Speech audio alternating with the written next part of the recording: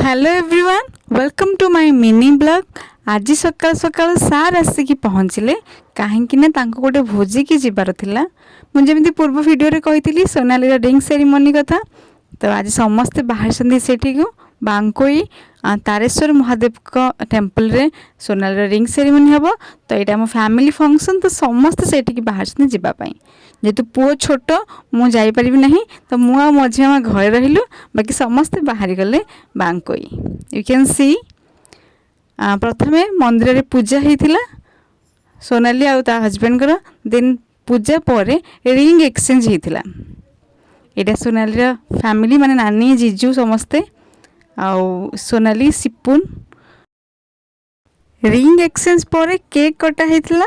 तो ये सब वीडियो सार करके मते पठे जोड़ा मुझे आपन सेयार कर। चलतु खाइबार कौन कौन होता देखा।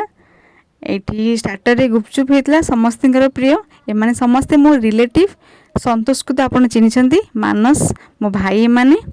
आ भोजरे आइटम सब होता फ्राइड राइस आ डाल, ता सहित मिक्स वेज, पोटल पनीर, चिकेन, खीरी, चिप्स, पापड़। तो एमती होता भोजरे मोर बहुत श्रद्धा। तो फेरला बेले समस्ते मो भोजी नहीं के आसते। जेहेतु खाइबार टिके रेस्ट्रिक्शन, मु केवल पोटल तरकारी टिके आ डालमा टिके खाई। I hope you like my video. Thank you for watching.